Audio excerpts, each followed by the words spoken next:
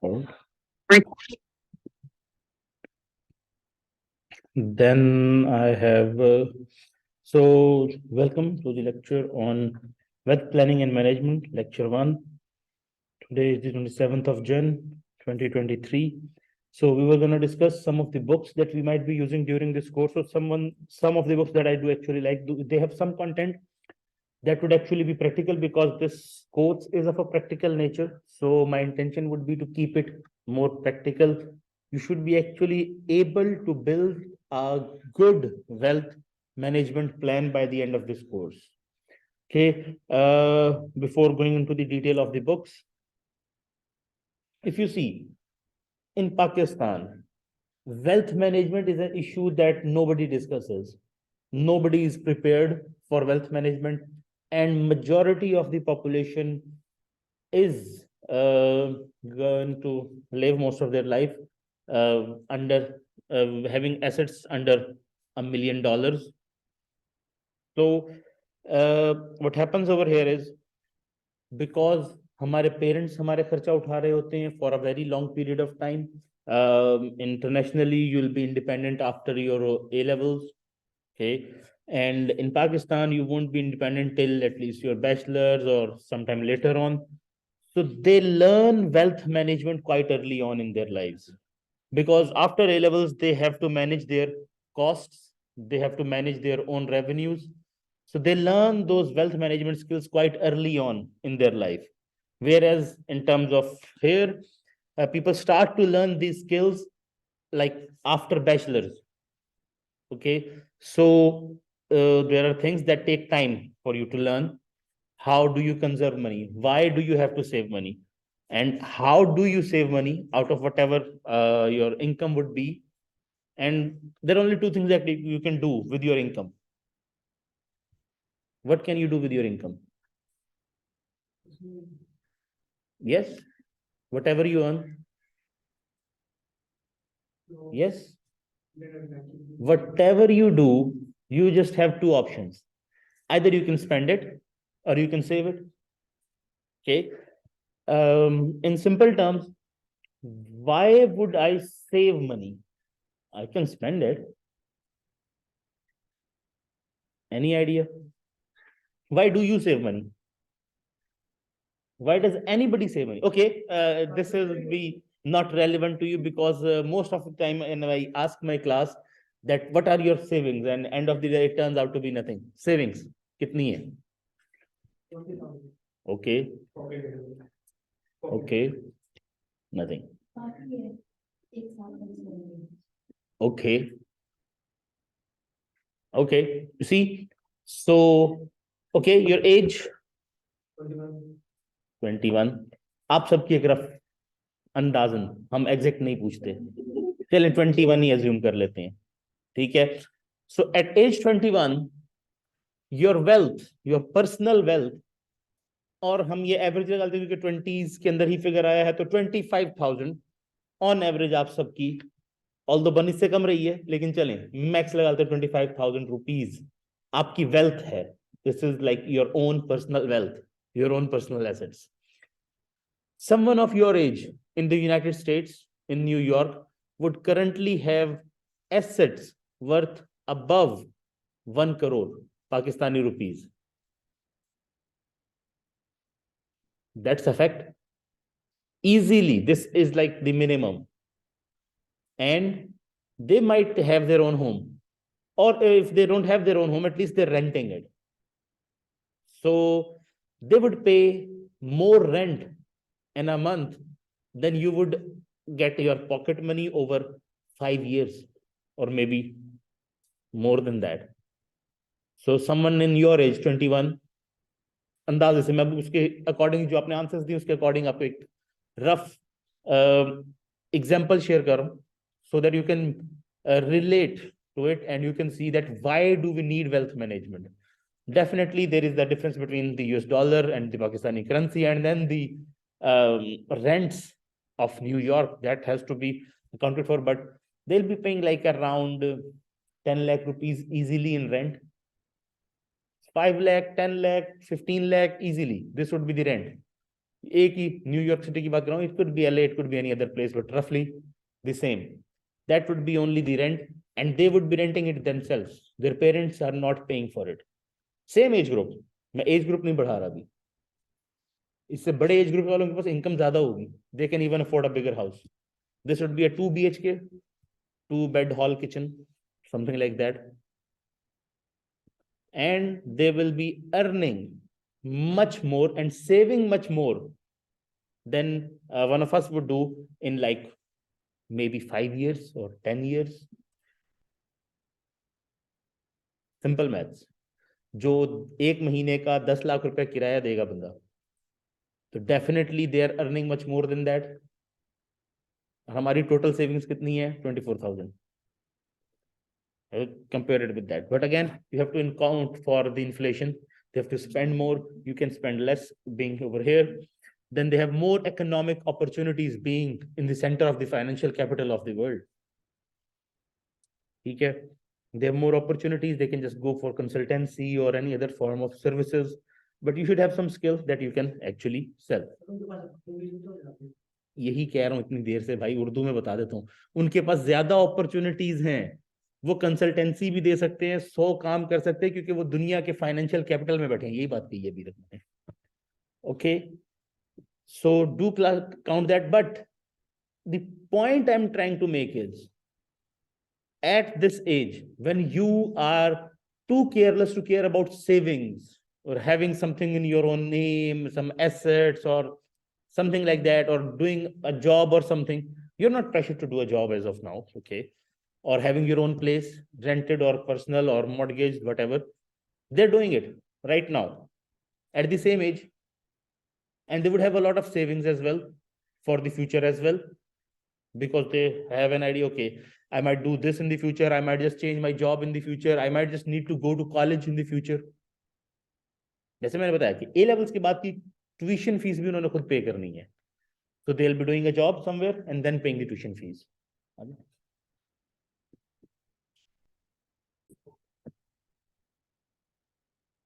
So the point I'm trying to make is, they understand the value of saving money for a future time. अब यही question मैं आपसे पूछ रहा था, आप पैसे सेव क्यों करते हैं? आपकी इनकम है, आप उसके दो ही यूज कर सकते हैं, या स्पेंड करें या सेव करें.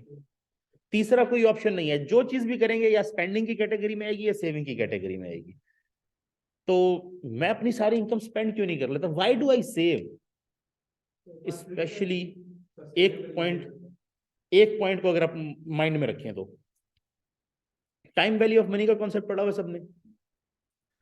तो प्रिंसिपल क्या कहता है टाइम वैल्यू ऑफ मनी का?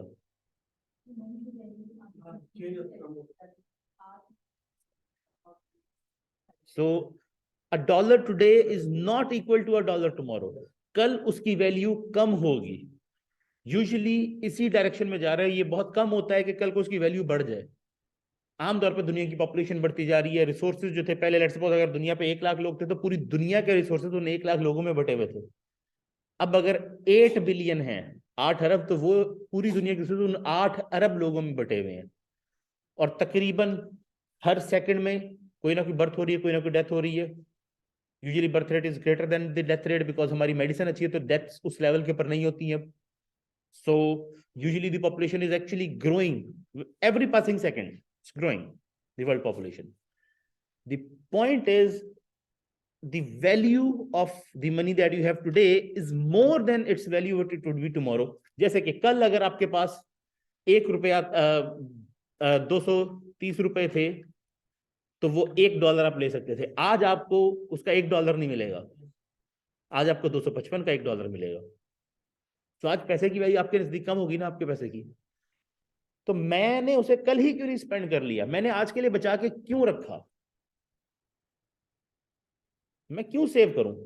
अगर मैं आज ही सारी अपनी सैलरी आई है, मैंने आज की आज सारी स्पेंड कर दी, तो मैं ज्यादा चीजें ले सकता हूं एज कंपेयर टू कि मैं उसको संभाल कर 1 साल बाद यूज करूं. Why do I save? Why don't I spend? No, actually होता है. मैं आपको एग्जांपल दे रहा हूं. कल तक डॉलर सस्ता था, आज डॉलर महंगा हो गया. कल तक गोल्ड सस्ता था, आज गोल्ड महंगा हो गया है. अभी आप मार्केट में जाएंगे, मजे की बात बता देता हूं, I went to the market to buy something, मुझे अब याद नहीं आ रहा क्या था वो, अभी रिसेंट ये इंसिडेंट हुआ है। आई न्यू इट्स प्राइस, मैंने कुछ दिन पहले चेक की थी।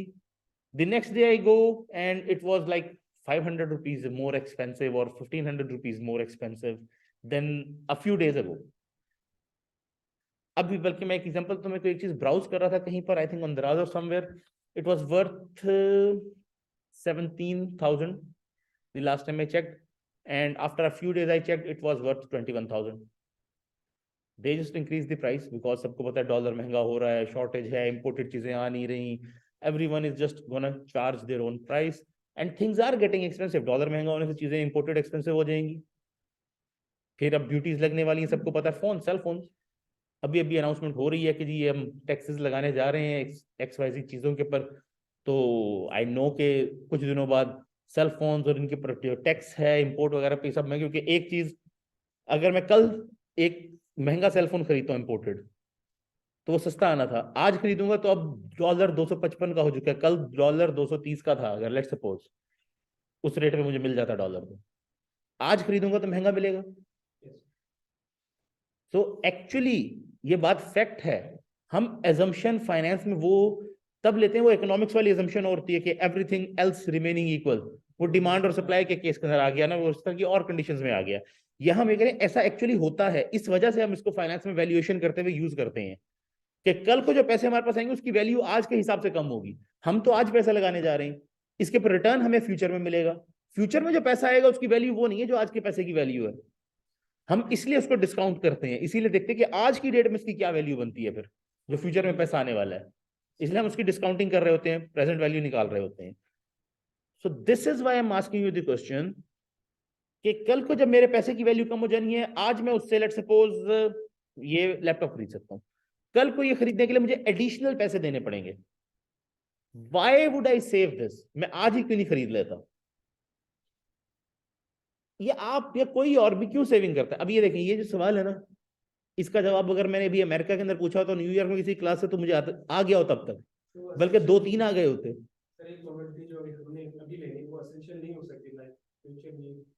ओके ओके, मे बी, तो आज आप कोई और चीज ले लें, कल को तो महंगी मिलेगी ना। खुद ही तो कह रहे फ्यूचर में किसी और चीज की जरूरत है तो वही लेने का कह रहा हूँ। लैपटॉप ले लेते हैं, कल को हमें जरूरत पड़ गई, कोई गेस्ट वगैरह आ गए उसके लिए, कोई भी चीज लेने के लिए, या फिर गिफ्ट देने के लिए, पार्टी वगैरह में जाना है, तो फिर हम ओके, लैपटॉप गिफ्ट कर दें।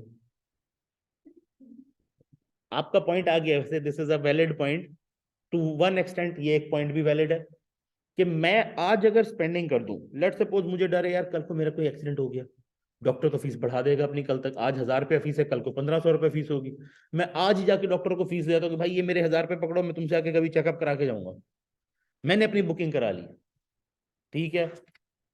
अब किस वाले डॉक्टर को जाके फीस पकड़ा के आऊं? गले के डॉक्टर को दूं, हड्डी के डॉक्टर को दूं, कौन से वाले को, कार्डिक को सर्जन को दूं, किसको दूं भाई? मुझे तो नहीं पता ना कल को मेरे साथ क्या होने वाला है। सो मुझे तो तब कैश चाहिए होगा और तभी की पेमेंट करनी पड़ेगी, मुझे पता तब चलेगा कि मुझे किस डॉक्टर की सर्विसेज चाहिए या क्या चीज चाहिए। मैं अगर आज बोर्ड मार्कर्स का एक कंटेनर खरीद के रख लूं, यार मुझे तो क्लास में चाहिए ही होता है,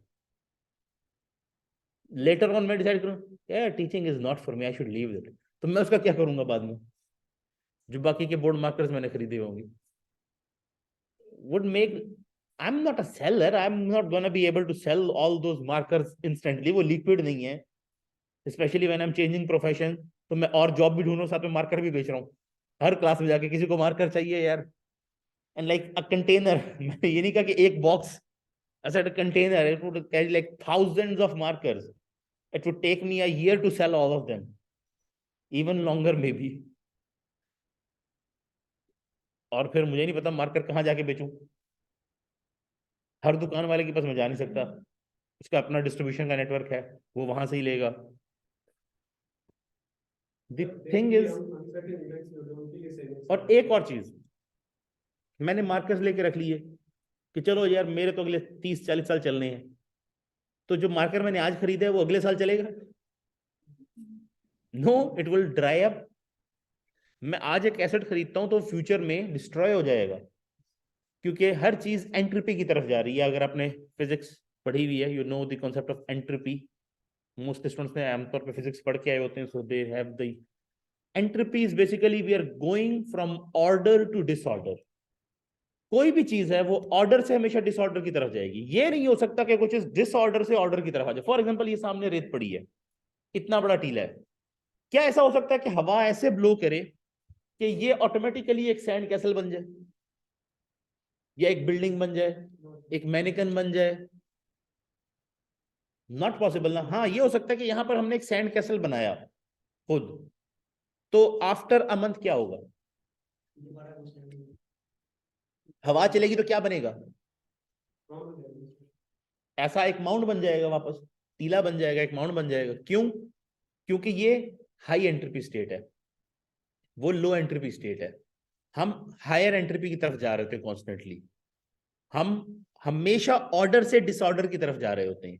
ये चांस जरूर है कि हवा चले और एक सर्टेन टाइम पीरियड लगे और यहां पर एक सैंड कैसल बन जाए, लेकिन उसकी प्रोबेबिलिटी 0.000000001, लाइक क्वाड्रिपल जीरोस के बाद वन होगी, मतलब ऑलमोस्ट इम्पॉसिबल कि हवा एक दिन सडनली चले और अचानक से यहाँ एक सैंड कैसल बन जाए। ज्यादा चांस ये है कि बने हुआ इसी शेप में आएगा, क्योंकि हवा चलने से आमतौर पर चीजों की शेप ऐसी ही कन्वर्ट हो जाती है। या ये बिल्डिंग है, अगर हम इसको आज अबैंडन कर दें, ये पुरानी हो गई, जलजिला आ गया, कोई डिस्ट्रक्शन होगी थोड़ी बहुत, या आज भावलपुर में यहाँ पर इस एरिया में पानी खत्म हो जाए, लिवेबिलिटी ना रहे, इस कैंपस को हमें क्लोज करना पड़े। ऐसे कई शहर हैं जहां पर गोल्ड रश आया, लोग गए, शहर बसा पूरा का पूरा, गोल्ड नहीं मिला या ऑयल खत्म हो गया, पूरा शहर छोड़ के चले गए, आज वहां पर खंडर पड़े हैं। तो क्या ये बिल्डिंग एज इट इज रहेगी? क्या होगा?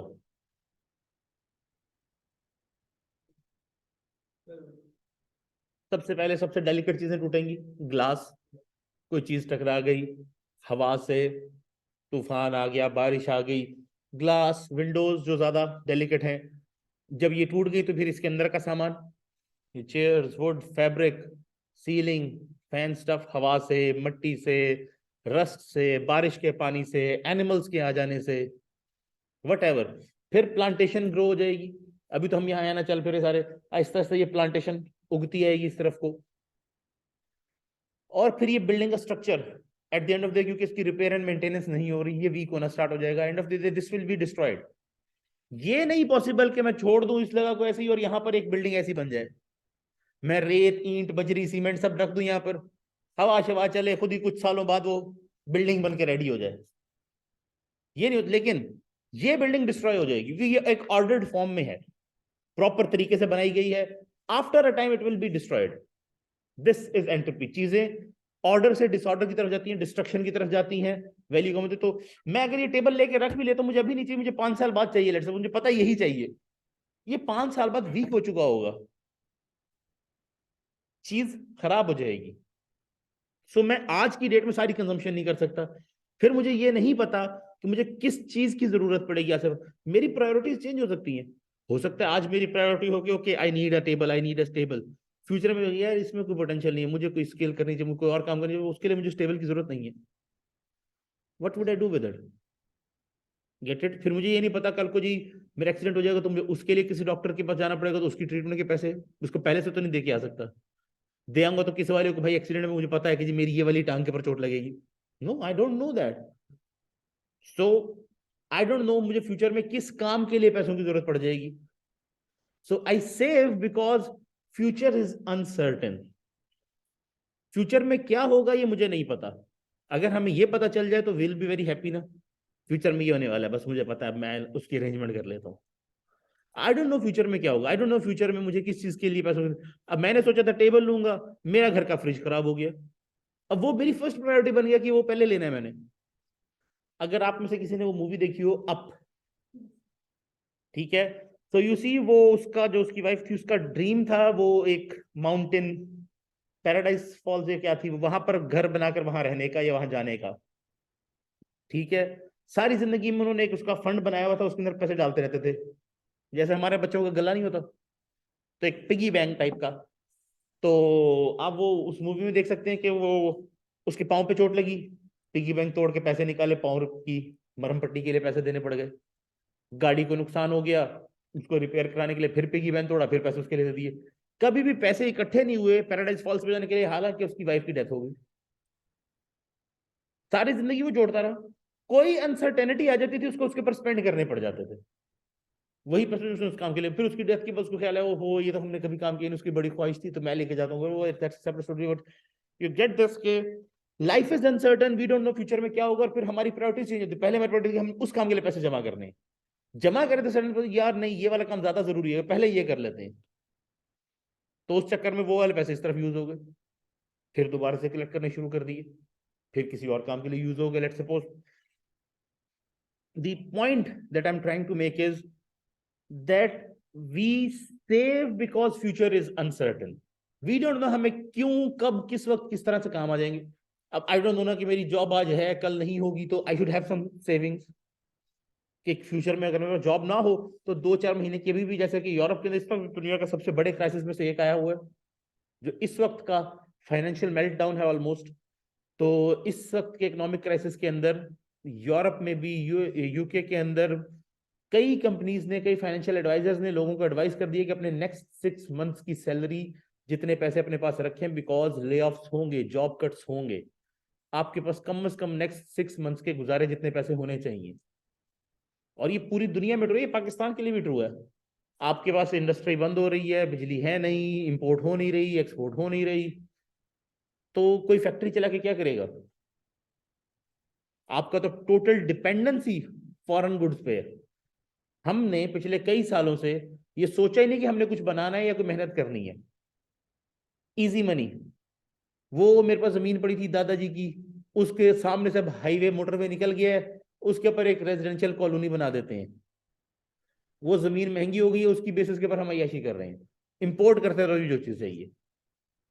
ऐसा एग्रीकल्चरल कंट्री है जो अपनी गंदम की रिक्वायरमेंट पूरी नहीं कर सकता, और हम भी एग्रेरियन नेशन है, अपनी गंदम आपको यूक्रेन प्रोवाइड करता है। Get the idea? So wealth planning या मैनेजमेंट इंडिविजुअल लेवल पे भी जरूरी है, मेरे अपने लिए पर्सनल यूज के लिए, एक हाउस होल्ड के लेवल पे भी जरूरी है कि घर का जो बजट है वो मंथली इनकम से एक्सीड ना हो, कुछ ना कुछ इसमें से सेविंग्स भी हो, क्योंकि कल को घर के अंदर कोई चीज डैमेज हो जाती है, कोई चीज नई लगवानी पड़ जाती है, तो उसके पैसे अवेलेबल हो। और कंट्री लेवल के ऊपर भी सेम है, आपको कंट्री की भी वेल्थ प्लानिंग और मैनेजमेंट करनी पड़ती है। हम जिन हालात में ये पहुंचे को एक दिन में तो पहुंचे नहीं है, कई सालों की मेहनत है कई लोगों की, किसी एक प्राइम मिनिस्टर की किसी एक बंदे की नहीं है, कई सालों से कई लोगों ने ये मेहनत करके हमें इस हाल तक पहुंचाया है जबरदस्ती। लेकिन आपको ये बात समझ आती है कि जी वो वेल्थ प्लानिंग और मैनेजमेंट एक कंट्री लेवल पे भी होती है, कि आपके पास इतने पैसे आ रहे हैं इतने जा रहे हैं। भाई अगर आप हर साल, मैं इसकी एग्जांपल अपने पर्सनल लाइफ से आपको देता हूँ, मेरी इनकम है 10,000 रुपए, मैं हर महीने 15,000 रुपये खर्च कर देता हूँ, क्या ये मैं कर सकता हूँ? यस। कैसे? उधार लेकर। पहले मैंने आपसे उधार ले लिया 5,000, अगले महीने इनसे ले लिया, अगले महीने इनसे ले लिया, अगले महीने इनसे ले लिया। वापस करने का मुझे नहीं पता मैंने कैसे करना है, मैं हर महीने 5-5 हजार उधार सबसे पकड़ लेता हूं। अब आप सबसे मैंने 5,000, आप सबने आपसे यार ये तो उधार लेता है, वापस ही नहीं करता भाई। अब सबसे जब मैंने ले लिया, आप अगले महीने मुझे उधार देंगे। अब सबसे पहले मेरे लिए मसला, वो जो उधार पैसे आ रहे थे तो खत्म हो गए, मैं तो खर्चा कर बैठूं पहले ही 15,000 का उधार के आसरे पे। अब क्या करूं? मुल्क हमारा कुछ इस तरह से चल रहा है, और मैंने प्लानिंग भी की हुई है अभी, और कि इस महीने 15 नहीं, इस महीने 17,000 खर्च करना है। मैंने बुकिंग शूटिंग कराई हुई है, यार ये इतने हजार की ये चीज मेरी, ये बुक कर रखो, बस मैं लेके जा रहा हूँ तुमसे भी। ठीक है, मैं भी फिलहाल तो किसी एक की बात ही नहीं कर रहा ना, करना हो तो सारों ने करना था कुछ ना कुछ, और नहीं करना तो सारों ने फिलहाल तो कसम खाई हुई कुछ ना करने की। मुझसे अगर कोई पूछते है ये ठीक कैसी होगी इकोनॉमी, मैंने कहा फिलहाल तो किसी का भी इरादा नहीं इसको ठीक करने का। अगर होता तो नजर आ रहा होता कि हाँ इसका इरादा है थोड़ा सा ठीक करने का, किसी एक बंदे का भी इरादा इसको ठीक करने का नहीं है इस वक्त जो चल रहा है, तो फिर तो नहीं हो सकती भाई, फिर बहुत देर है अभी। और अगर 30-40 साल लगा के हमने इसको बर्बाद किया, तो कम से कम इतने साल देने पड़ेंगे इसको ठीक करने के लिए भी। जब अपने बर्बाद करने में 40 साल गए हैं, तो ठीक करने में भी 30-40 लगेंगे। लेकिन अभी तक किसी का इरादा नहीं बना ठीक करने की तरफ ले जाने का। तो उसके बाद शुरू होंगे 30-40 साल, जब किसी का इरादा हो हाँ इसको ठीक करना है। फिलहाल किसी का इरादा नहीं है, तो फिलहाल इसका कुछ नहीं हो सकता। Same goes for a house. आप कर्जा किस लिए लेते हैं कि यार मैं कर्जा लूंगा, इससे ये काम करूंगा, मेरे पास प्रॉफिट आएगा, उसमें से मैं ये कर्जा और इसका इंटरेस्ट पे कर दूंगा। कोई भी इंसान कर्जा इस तरह लेगा ना, या जी मेरी एक सैलरी है कि मेरा बहुत जरूरी घर का काम, इसलिए कर्जा उठाया, अगले महीने में ये पे कर दूंगा, सैलरी आएगी पे कर दूंगा। या फिर मेरा बिजनेस चलेगा, उसमें से प्रॉफिट आएगा, उसमें कुछ मैं कमाऊंगा, कुछ इनको दे दूंगा, मेरा काम चल जाएगा। हम as the country level, at the individual level, हमारा सारा ये सिस्टम चलता है कि हम क्या करते हैं, मैं कर्जा इसलिए ले रहा हूं कि कल को माफ करवा लूंगा, लेके भाग जाऊंगा, थिंग्स लाइक दैट। और फिर हम उसका करते हैं क्या है, कर्जा यूजुअली लिया जाता है कोई प्रोडक्टिव काम करें, कोई बिजनेस करें, उससे कोई पैसे कमाएं और फिर इंटरेस्ट के साथ वापस करें। हम कर्जा पकड़ते हैं, उसका करते हैं क्या है जी, बेनजीर इनकम सपोर्ट प्रोग्राम में पैसे दे दो, मेट्रो ट्रेन बना दो, और उसको चलाने के लिए हर महीने 2 अरब की सब्सिडी भी दे दो। भाई उसमें से कुछ 4 पैसे 2 अरब वो देगा तो कर्जा वापस होगा, उल्टा 2 लेगा तो अगली बार फिर से कर्जा लेना पड़ेगा। इसको यार बना तो लिया, चलाने के लिए भी कर्जा दो भाई। तो आपके यहाँ आमतौर पे आपकी पॉलिटिशियंस, बाकी सारे लोग आपको कहेंगे कि जी आईएमएफ बहुत बुरा जी, बड़े बुरे लोग हैं, बड़े कमीने ने जी, बहुत बुरे लोग हैं भाई आईएमएफ वाले, इतना जुल्म कर दिया हमारी आवाम पे, बड़े जी जालिम संग दिल किस्म के लोग हैं। आपको ये कोई नहीं बताता कि जी उन्होंने तो ऑप्शन दी थी, आप ये चीज अपनी ठीक कर लें। आपने कहा यार ये काम मुश्किल है, लोगों पे टैक्स डाल देते हैं, ये ठीक है। वो आपको क्या करें, अपने डेफिसिट को कम करें, उसके बगैर मुल्क ठीक नहीं किया जा सकता, उसके बगैर आपकी इकोनॉमी ठीक नहीं हो सकती। अब ये देखें, डेफिसिट ठीक करने के लिए मतलब वो जी इलेक्ट्रिसिटी में लाइन लॉसेज हैं उसको रोकें, बिजली चोरी बेसिकली जिसे आप सादा अल्फाज में कहते हैं। यार बिजली चोरी रोकना एक तो ठीक नहीं होगा, कई लोग हम में से भी चोरी करते हैं। दूसरा, मुश्किल काम नहीं, थोड़ा सा आसान काम करते हैं, ये जो पहले बिजली का बिल दे रहे हैं इनसे डबल करवा लेते हैं। Simple solution. तो वो मेहनत वाला काम करने की बजाय आसान काम पकड़ते हैं। आपको ये बताओ, आईएमएफ वालों ने बड़ा जुल्म किया जी हम पे, तो अगर अपने हाउस इन ऑर्डर करें, सिंपल एज दैट।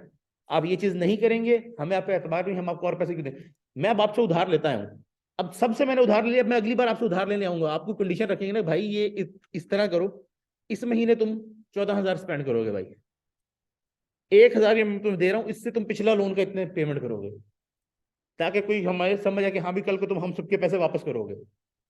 बल्कि इस महीने तुम ये भी नहीं, तुम्हें हम थोड़ा सा उधार देंगे लेकिन इस महीने तुम 9,000 स्पेंड करोगे। या फिर तुम्हारी इनकम 10,000 है, तुम 5 मुझसे लेना चाहते हो, इस महीने तुम 6,000 किसी और सोर्स से भी अर्न करोगे, कोई और काम करो, वहां से 6 अर्न करो, 5 मुझसे ले जाओ, ये 5 और 1 पिछला मिलाकर तुम्हें मुझे देना, ये इंटरेस्ट देना है मुझे, अगले महीने ये 6 को बढ़ाओ, या 6 से और बाकियों का पैसा वापस करो। ये तो नहीं करी, ठीक है कोई नहीं, ले जा और ले जा, देते रहोगे।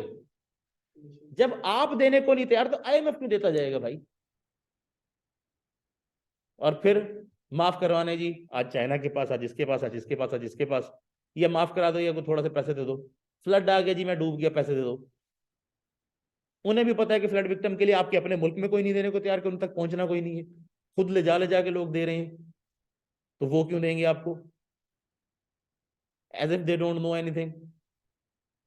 अगर आपके मुल्क के लोग आपको ट्रस्ट नहीं करते, तो वो जो तीसरी तरफ बैठे हैं वो क्यों ट्रस्ट करेंगे। Simple as that. और फिर उनको कई बार धोखा हो चुका है ना, हर बंदे से आपने जाके पैसे मांगे हुए। अब मैं एग्जांपल आपको जो शेयर करूं उसको कितना रिलेट कर सकते हैं, मैंने आप सबसे पैसे मांगे हुए, दोबारा जाऊंगा यार ये क्या चीज, क्या है यार, ये हर दो दिन पैसे मांगने आ जाता है, अब तो नहीं दे सकते हम भाई। और मेक सेंस ना, आपको कौन सा दोस्त है जिससे आपने कर्जा मांगता रहा और आप देते रहेंगे बस, एनीबडी, कभी वापसी का नाम ना आया हो। तो थोड़ा मुल्क के हालात भी वैसे ही है। सो वेल्थ प्लानिंग हर लेवल पे होती है, इंडिविजुअल लेवल पे, personal, then family household level के ऊपर, it could be at the provincial level, it could be at the national level, it could be at the international level as well, कि हमने इस साल इतनी production होगी, ये करेंगे, ये करेंगे, इस चीज को पैसे दिए जाएंगे। जैसे कि कंट्री का बजट होता है जी, इतना रेवेन्यू आएगा, इतना हम डिफेंस को देंगे, इतना इसको देंगे, इतना इसको देंगे, इतना इसको देंगे, इतना इसको देंगे, डिपेंडिंग ऑन योर फैक्टर्स। अब मेरे पास अक्सर थोड़ा सा इतराज करते हैं, सर देखें ना डिफेंस बजट इतना है, तो मजे की बात यह है कि डिफेंस बजट से ज्यादा आपका इलेक्ट्रिसिटी के लाइन लॉसेस का बजट है। सिर्फ वही पूरा कर रहे हैं तो आप तकरीबन आर्मी की तादाद डबल कर सकते हैं सिर्फ, ये अपना डिफेंस से ज्यादा का खर्चा बचा सकते हैं। वो नहीं बचाना हमने।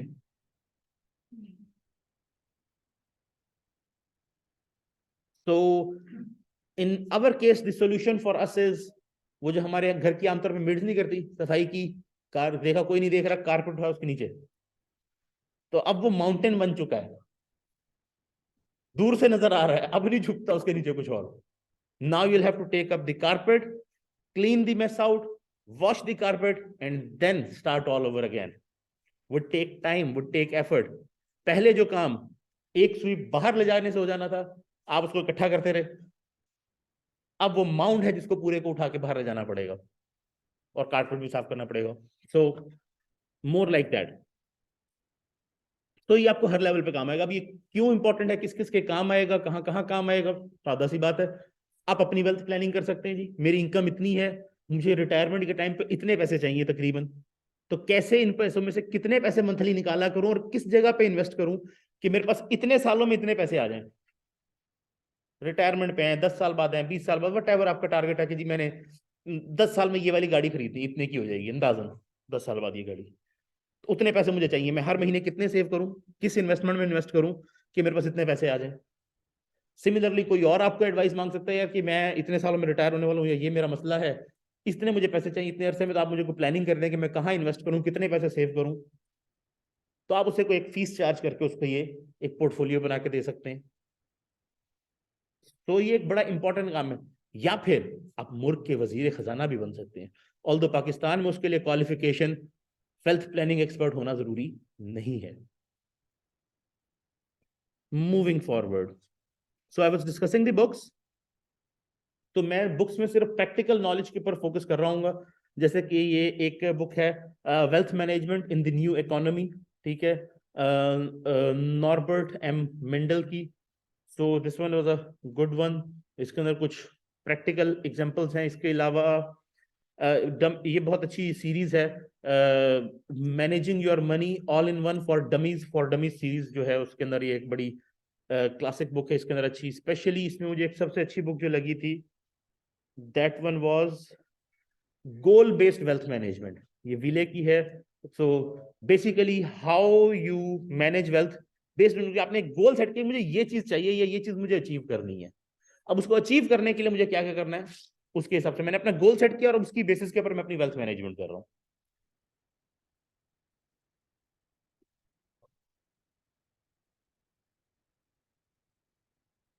Similarly, one other was the private wealth management, Victor Hallman की।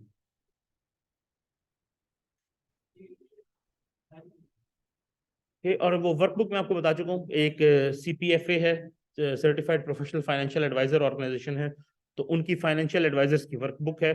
वो बेसिकली इसके लिए कि इन प्रैक्टिस क्या क्या करना होता है आपने, अगर करनी है तो थ्योरी में तो ये कर लो ये कर लो ये कर लो, प्रैक्टिकली इसको कैसे करना है, कैलकुलेशंस, नंबर्स, क्रंचिंग, ओके। तो उसके लिए मैं वो यूज करने वाला हूँ। For now I will start with this one. ये थोड़ी सी स्लाइड्स हैं, would give you a very good introduction of what financial planning and wealth management is all about. Where is it? ये इजीली अवेलेबल है, HDIDC organization है Malaysia की। So इनके ये handles है, financial planning the practice of wealth management. How do you share screen? या तो financial planning the practice of wealth management, okay. Optimizing the welfare, ठीक है, कि financial planning is like not just a buzzword, financial planner, I am a financial planner, ये financial planning बहुत जरूरी चीज होती है। हमारे यहाँ वजीर खजाना, आता हो ना आता हो, कुछ करता हो ना करता हो, वजीर खजाना का टाइटल होता है। Financial planning is not like just that buzzword, financial planner, I am a big financial planner, I am a big shot. It actually is a real job जिसे कुछ करना पड़ता है। हमें फीलिंग फाइनेंशियल प्लानिंग करना क्या है भाई, ये कौन सा कोई मुश्किल काम है? वाई? बिकॉज हमने कभी की नहीं है। ये अभी रिसेंटली स्टेट बैंक ने इनिशिएटिव लिया है, जिसके अंदर वो अब बच्चों से डिफरेंट लेवल्स के ऊपर लोगों को सिखाने जा रहे हैं कि भाई फाइनेंशियल प्लानिंग करना जरूरी है, सेविंग करना जरूरी है। उनको सेविंग की इंपॉर्टेंस सिखाई जाती है। पूरी एक सीरीज उन्होंने ना बुक स्टोरी फॉर्म के अंदर दी हुई है, वो मैं आपको नेक्स्ट टाइम शेयर भी करूंगा कि वो कैसे कि जी वो सीड था, सीड को उसने उगाया, उससे अनार का दरख्त बनाया, फिर दरख्त से जूस बना के बेचने का काम उसने शुरू किया। तो कैसे आप $1 सेव करते हैं, उससे आपको कितना काम कर सकते हैं। इस बारे में कहा जाता है, very common saying is the first $1,000,000 या first $1,000,000 are the most difficult to earn. उसके बाद चीजें इजी होती है। यू विल बाय समथिंग, उसको रेंट पे दे सकते हैं, कुछ और यूज कर सकते हैं, उससे भी और अर्न कर सकते हैं, बैंक में रख सकते हैं, कुछ अर्न कर सकते हैं। So the first million is the most difficult one two earn. So basically wealth manager करता क्या है? ये रियल जॉब तो है, लेकिन ये करता क्या है? It is basically about optimizing the welfare of an individual and his family. कि आप किसी इंडिविजुअल की और उसकी फैमिली की, अगेन हम एक इंडिविजुअल लेवल के पर बात करें, हाउस होल्ड लेवल की, तो उसकी जो वेलफेयर है उसको ऑप्टिमाइज या मैक्सिमम लेवल के ऊपर हम ले जाने की कोशिश करते हैं। अगर हम इसको सिंपल टर्म्स में लें तो इट्स नॉट लाइक कि कोई एक सिंगल प्रॉब्लम है, कोई सिंगल नीड है, उसको फुलफिल करने के ऊपर हम फोकस करें। हम उसके ओवरऑल नीड्स, और स्पेशली ये भी नहीं कि किसी एक बंदे के, ओवरऑल हर बंदे को फाइनेंशियल प्लानिंग करने की जरूरत है। हर किसी को अपने फाइनेंसेस किस तरह मैनेज करें कि मुझे कल को किसी से मांगना ना पड़ जाए यार, कि ओह मुश्किल टाइम से तो मांगना पड़ गया, या मेरी पॉकेट मनी महीने के एंड के दिनों में खत्म हो जाती है तो मुझे हर बार दोस्तों से लेना पड़ता है। तो मैं अपनी फाइनेंशियल प्लानिंग ऐसी क्यों ना करूँ? इसके ऊपर एग्जाम्पल मुझे याद नहीं, आई थिंक हसन निसार ने शेयर की थी कि ये जीसी में गवर्नमेंट कॉलेज लाहौर के अंदर ये जब पढ़ते थे तब, तो बंगाली भी तब होते थे, क्योंकि Bangladesh and Pakistan work together. तो बंगालीज भी होते थे, ये भी होते थे, जो पाकिस्तानी उस वक्त का वेस्ट पाकिस्तान था। सो वो बताते हैं कि जी जो बंगाल के लोग थे, ईस्ट पाकिस्तान के, उनके पास जो उनकी पॉकेट मनी आती थी वो स्पेंड करते थे और मंथ एंड तक वो उसी के ऊपर गुजारा करते थे अपना। लेकिन हमारी पॉकेट मनी 15वें दिन खत्म हुई होती थी। हम फिर कभी इससे मांग, कोई उससे मांग, उधार के पर चल रहे होते थे। उनकी अपनी फाइनेंशियल प्लानिंग ऐसी थी कि उन्होंने पूरा महीना अपनी उसी पॉकेट मनी के ऊपर गुजारा करना है, उन्होंने उसको मैनेज करना है। तो ये हर किसी की नीड है कि आपके पास अगर एक सर्टेन इनकम है तो आप उसी के अंदर रहते हुए अपने एक्सपेंसेस को कैसे मीट कर सकते हैं, या उस इनकम को बढ़ा कैसे सकते हैं। फिर अगर आपको लगता है कि इसके अंदर मेरे एक्सपेंसेस मीट, तो फिर the other option is to increase the income. उसके अंदर क्या ऑप्शन है आपके पास? लेकिन ये सिर्फ यही काम नहीं है जो हर किसी ने करना है, हर कोई करना चाहता है। अब इसमें बहुत सारे और फैक्टर आ जाते हैं, जैसे कि हर कोई चाहता है कि उसके बच्चे अच्छा पढ़ें। तो गुड चाइल्ड एजुकेशन एक बहुत बड़ा इंपॉर्टेंट फैक्टर होता है कि यार बच्चों की एजुकेशन के लिए सेव करना है, मुझे मुझे अच्छे स्कूल में पढ़ाना है, मुझे फॉरेन से पढ़ाना है, वट एवर। लाइक जैसे कि कोई तूफान आ गया, जलजिला आ गया, फ्लड अभी आया, हर कोई चाहता है कि जिससे मैं सेफ रहूं, ऐसा कोई शौक आ जाए तो मेरे पास कुछ सेविंग्स हो, एक स्टेबल लाइफ हो, मैं जब बूढ़ा हूं तो मेरा कोई नुकसान हो जाए। जैसे कि एक होली कुरान के अंदर इंसिडेंट आता है कि जी वो बाग वाली कुरैशियों के बड़े जबरदस्त बाग थे, तो एक बार वो अल्लाह का शुक्र अदा किए बगैर, इंशाल्लाह कहे बगैर, अपने बागों को फिर निकले, और कि जी किसी गरीब को कुछ ना मिल जाए, कोई मांगने ना आ जाए, उसको देना ना पड़ जाए। छुपते छुपाते निकले, जब बाग तक पहुंचे तो बाग गायब। और वो एक एग्जांपल शेयर की जाती है कि जी एक शख्स था जिसका बाग था जो कि फल देने के लायक अभी हो गया था, और वो बूढ़ा हो चुका था, और उसके बच्चे बहुत छोटे थे। तो जब वो उस लेवल पहुंचा कि वो इतना बूढ़ा हो चुका कि अपने बाग में काम नहीं कर सकता, बाग बिल्कुल रेडी है, फ्रूट देने वाला है, उसका बाग को आग लग जाती है, एवरीथिंग इज गॉन। अब वो परेशान कि यार ना मैं नया सिरे से बाग बना सकता हूँ क्योंकि मेरे अंदर एनर्जी नहीं, आई एम ओल्ड, ना मेरे बच्चे कुछ कर सकते हैं क्योंकि वो बहुत छोटे हैं अभी, और उनका खर्चा कैसे पूरा होगा। तो हर कोई एक पीसफुल स्टेबल लाइफ चाहता है और एक अच्छी रिटायर्ड लाइफ भी चाहता है, कि when I am no longer able to work, तो मैं एक अच्छी रिटायर्ड लाइफ चाहूंगा। तो सबसे इंपॉर्टेंट एक सेविंग का एक्सपेक्ट ये भी होता है कि मैं सेविंग इस तरह से करूं कि मेरे पास कोई ना कोई रिटायरमेंट के बाद भी इनकम सोर्स हो, क्योंकि मेरे मेडिकल के एक्सपेंसेस आ जाएंगे, कोई और खर्चे आ जाएंगे, तब मेरे पास जॉब तो कोई नहीं होगी, काम तो मैं कोई नहीं कर रहा हूँ, ना कर सकता हूँ। मैं बीमार हो जाऊंगा तो क्या करूंगा? लेट्स सपोज मैं कहीं काम करता हूँ, अगर कल को मुझे कोई बीमारी होगी और मुझे पे ना करें, फिर मैंने तो डॉक्टर को पे करना है ना अपने इलाज के लिए। एंड दिस हैपन्स, पाकिस्तान में तो ये बड़ा कॉमन होता है कि इंश्योरेंस भी इससे रिलेट करती है वो अपनी। ओके, अगेन जो भी कोई मिसफॉर्चून है, कोई इवेंट है, जैसे भी फ्लड आ गया, नोबडी एक्सपेक्टेड कि फ्लड आएगा, आ गया, आपका नुकसान हो गया। तो इस तरह के सवेयर कैटास्ट्रोफीज, इवेंट्स, हरिकेन, कोई चीज ऐसी आ गई है, उससे भी कुछ अपने आप को प्रोटेक्ट करने के लिए कि मेरे को कुछ तो हो जिसकी तरफ मैं जा सकूं, if I lose everything due to some reason. So you need to save, you need to plan, और फाइनेंशियल प्लानिंग से you can achieve the goals, कि मुझे अपना 401k रिटायरमेंट का प्लान चाहिए या वट एवर। मैंने एग्जाम्पल दी हमारे पास, तो हम अब प्रैक्टिकल लाइफ में आएंगे तो सीखने शुरू कर, अच्छा यार पैसे अपने खुद मैनेज कर रहे हैं, ओहो यहाँ कर सकते हैं, यहाँ कर सकते हैं, ये सेविंग कर लेता हूँ, ये स्पेंड कर देता हूँ। वो सीखते सीखते कई साल लग जाते हैं फिर उसके बाद, कि कहाँ से कॉस्ट कविंग कटिंग करनी है, कहाँ सेविंग करनी है। And then it gets quite late for you to plan for your retirement, कि यार मुझे तो रिटायरमेंट के लिए भी साथ साथ प्लानिंग कर लेनी चाहिए थी। Most of the time you won't be having a government job जहाँ पर आपको पेंशन मिल रही होगी, और गवर्नमेंट भी भाग रही है पेंशन देने से। इंटरनेशनली भी ये ट्रेंड नहीं है, आईएमएफ भी कह रहा है कि ये आप इतने तो पेंशन के अंदर लगा देते हैं पैसे, तो गवर्नमेंट भी भागना चाह रही है उस तरफ से। And people they can even arrange their own pension, कोई मुश्किल काम नहीं है, सादा सा एक इन्वेस्टमेंट की ऑर्गेनाइजेशंस भी बनी हुई है, आप खुद भी इन्वेस्टमेंट कर सकते हैं एक प्लान बना के अपना, no big deal, easily internet को यूज करते हुए आप बना सकते हैं। लेकिन आपको उसके लिए पता तो नहीं चाहिए ऐसा भी कुछ कर सकता हूँ। वेल्थ प्लानिंग कोई चीज होती है, पैसे बचाए जाते हैं, इन्वेस्ट किए जाते हैं। मैं बैंक में क्यों हर महीने 5-5 हजार को, इससे मुझे क्या मिलेगा यार? मैं हर महीने बैंक में सिर्फ 5 हजार 10 हजार रुपये डालूं यार, इससे क्या बनेगा मेरा? लेट्स सपोज 5 हजार रुपये अगर मैं हर महीने बैंक में डालता हूँ, साल के कितने हो गए? 60 हजार। यार ये साल बाद 60 हजार, ये 5 साल में क्या बनेगा? पता चले कि 15 एक सालों के अंदर वो करोड़ रुपया हो गया, क्योंकि आज वो वैल्यू कम है ना। आपने इस वक्त रखा 5 हजार, अगले महीने आपको 5 हजार पर रिटर्न मिल रहा है, लेट सपोज 10%, तो 5,500 हो गया। अगले महीने आपने रखा 5 हजार और, अब आपको 10,500 के पर रिटर्न मिलना है, पिछले महीने से ज्यादा मिलेगा। अगले महीने आपने 5 और डाल दिए, अब आपको तकरीबन 11,000 कुछ सौ के अंदर 5 हजार और 15,000 कुछ सौ के ऊपर मिल जाए। आहिस्ता आहिस्ता कंपाउंडिंग होती जाएगी, तो जो एंड वाले फिगर है ना, वहां अमाउंट डबल्स और ट्रिपल्स में जा रही होगी। वहां आपको रिटर्न, आपको जो पर मंथ आप दे रहे हैं उससे ज्यादा मिल रहा होगा हर महीने। लेकिन हमारे यहाँ यूजली अब अगर हम करते भी हैं, हमारे पास आमतौर पर आपको कोई इंश्योरेंस बेच जाता है, चिपकाई जाता है, सबसे पहला काम, हम इंश्योरेंस मेच्योरिटी से कुछ अर्सा पहले ब्रेक कर लेते।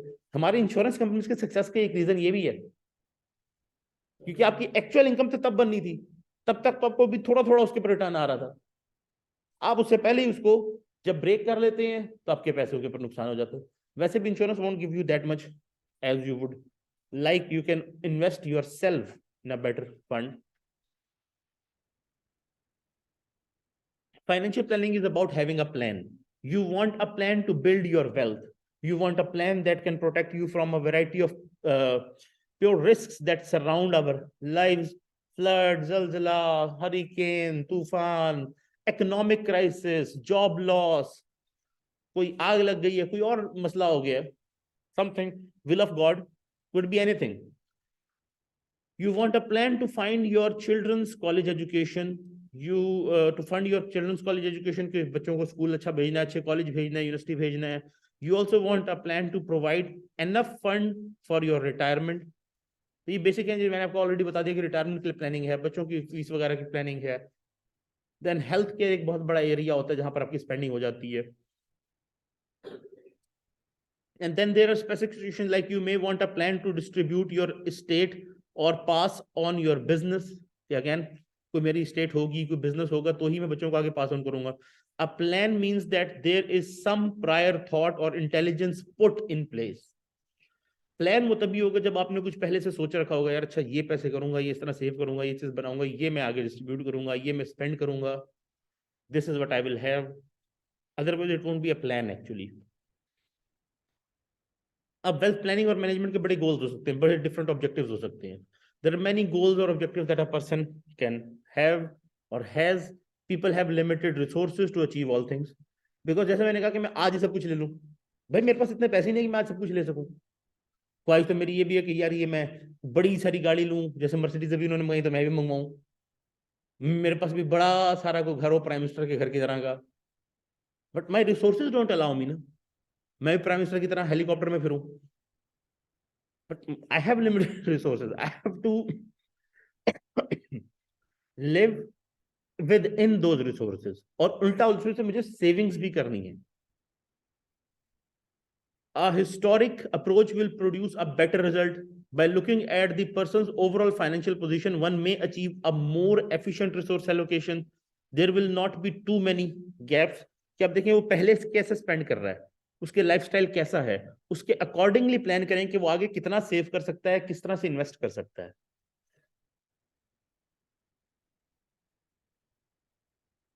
देन किसी का अगर आपने फाइनेंशियल प्लानिंग करनी है, उसकी बजटिंग करनी है, एक कंप्रीहेंसिव नॉलेज होना चाहिए कि उसको क्या चाहिए, उसको अंडरस्टैंड करें, उससे पूछें कि आप क्या स्पेंड करना चाहते हैं, कहाँ स्पेंड करना चाहते हैं, कब स्पेंड करना है आपने, और कितना स्पेयर कर सकते हैं, आपका लाइफस्टाइल कैसा है, इनकम कितनी है, एक्सपेंसेस क्या है। So you understand the analysis of his financial position and then you propose your plan. और अगेन आप फिर ये भी देखेंगे कि उसके पास तो चलो ये पैसे हैं, ये सारा कुछ, मार्केट में इस वक्त क्या ऑप्शंस अवेलेबल हैं, क्या इस वक्त इसको रियल एस्टेट में इन्वेस्ट करना चाहिए, क्या इस वक्त इसको गवर्नमेंट बॉन्ड्स में इन्वेस्ट करना चाहिए, क्या इस वक्त इसको इक्विटी में इन्वेस्ट करना चाहिए। और हम किसी को रिवर्स करें यार इक्विटी में उसको वहां रिस्क बहुत ज्यादा है लेकिन रिटर्न बहुत ज्यादा है, तो अभी जैसे स्टॉक मार्केट क्रैश हुई है उस हिसाब से तो उसका सारा पैसा डूब गया। हम पोर्टफोलियो बनाएंगे नहीं यार, इतना रियल एस्टेट में, इतना इक्विटी के अंदर, इतना बॉन्ड्स के अंदर, इतना इस चीजों के अंदर, एक प्रॉपर तरीके से इन्वेस्टमेंट करवाएंगे, ये समझते हुए कि मार्केट में ऑप्शंस क्या अवेलेबल हैं। सिर्फ ये देखते हुए नहीं कि उसके पास क्या है, ये भी देखते मार्केट में उसके पास क्या क्या ऑप्शंस है, क्या वो खुद कौन सी वाली मैनेज कर सकता है, उसको किस चीज की समझ है। और फिर सबसे अप्रोप्रिएट प्रोडक्ट मिक्स क्या होगा, कितने परसेंट रियल एस्टेट में लगाए एसेट्स, कितने परसेंट गवर्नमेंट बॉन्ड्स में लगाए, कितने परसेंट इक्विटी के अंदर लगाए, उसकी पोजीशन के हिसाब से कि वो कितना रिस्क लेना चाहता है। And then a plan is needed to achieve their many goals as they are all important to them. They need planning, they need a planner जो उसको प्लान करके देगा। The Millionaire Next Door. The research findings of Thomas J. Stanley and William D. Denko. Building wealth takes discipline, sacrifice and hard work. तो this is important. Number 1 discipline, आपको decide करना कि यार मुझे इसी बजट में स्पेंड करना है। अगर मैंने डिसाइड किया कि मैं महीने के 10,000 रुपये सेव करूंगा तो वो 10,000 को मैंने हाथ नहीं लगाना। ये डिसिप्लिन होगा कि मुझे अब बस फिर अपना जो बजट मैंने अपने लिए रखा है उसी के अंदर से स्पेंड करना है। मेरी इनकम 50,000 है तो ये 10 मैंने जब साइड पे कर दिया, अब मैं 40 से ऊपर 1 रुपए को हाथ नहीं लगाऊंगा, मुझे उस 40 के अंदर ही अपना बजट मैनेज करना है। सो एक डिसिप्लिन होगा। अगेन सेक्रीफाइस तो आप कर ही रहे हैं। मैं कोई चीज एंजॉय कर सकता था लेकर, नहीं कर रहा, मैं उसकी जगह पैसे सेव कर रहा हूं। मैं वो 10,000 रुपये स्पेंड कर सकता था, मैं उसको सेव कर रहा हूं। तो सेक्रीफाइस डेफिनेटली करना पड़ेगा कुछ चीजों के लिए। बड़ा टीवी लेने की बजाय छोटा ले लूं, बड़ा फ्रिज लेने की बजाय छोटा ले लूं, बड़े एसी की जगह छोटा एसी लेना पड़ रहा है मुझे, बड़े घर की जगह छोटा घर, बड़ी गाड़ी की जगह छोटी गाड़ी। I am gonna sacrifice because मैंने वो सेविंग्स करनी है। Then hard work. There is no shortcut in life. There are no easy money schemes. किसी किसी का कोई चांस बन जाता है, लक बाय चांस। अदरवाइज कोई कोई होता है कि जिसकी लॉटरी लगे, अब आप कहेंगे मैं हर बार रोज हर महीने जाके लॉटरी का टिकट करूँ, कोई तो लगेगा। तो वो किसी का चांस है। आपको ज्यादा चांस ये है कि आपको सक्सेस मिल जाए through hard work then luck.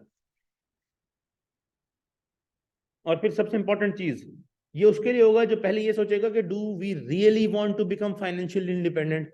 ये ठीक है यार, जैसे चल रहा है चलता रहे, जैसे हमारा सुना अभी चल रहा है जैसे चल रहा है चलता रहे। आई डोंट केयर, जब आएगी जरूरत पड़ेगी फाइनेंशियल इंडिपेंडेंस तब सोचूंगा, अभी क्यों सोचूं। ठीक है। Are you and your family willing to reorient your lifestyle to achieve this goal. कि डेफिनेटली जब आपको सेविंग्स करनी है, अपने इन्वेस्टमेंट्स को मैनेज करना है, तो डेफिनेटली लाइफस्टाइल चेंज करना पड़ेगा। पहले आप अगर 50,000 स्पेंड करते तब 40 स्पेंड करना है। तो उसके हिसाब से लाइफस्टाइल के जी ये इंपोर्टेड चीज छोड़ इसकी जगह लोकल ले लेते हैं, ये इसकी जगह स्किप कर देते हैं। तो क्या फैमिली और आप रेडी भी हैं उस चीज को करने के लिए? And are you willing to make the necessary trade offs of your time, energy and consumption habits? तो कंजम्पशन हैबिट चेंज होगी, उसके अलावा टाइम और एनर्जी भी। दो ही तरीके हैं उसके, फिर एक ये, या तो अपनी इनकम बढ़ाएं, उसके लिए ज्यादा एफर्ट करनी पड़ेगी, टाइम और एनर्जी ज्यादा स्पेंड करनी पड़ेगी, कोई और काम करना पड़ेगा, या फिर अगेन उस पोर्टफोलियो में अगर आपने कुछ पैसे बचा के लगाए भी हैं या और मेहनत भी किया, तो अब आपको ये भी करना है कि उसको मैनेज करना है, उस पोर्टफोलियो को देखना है, सोचना है अच्छा यार इसके अंदर और क्या किया जा सकता है।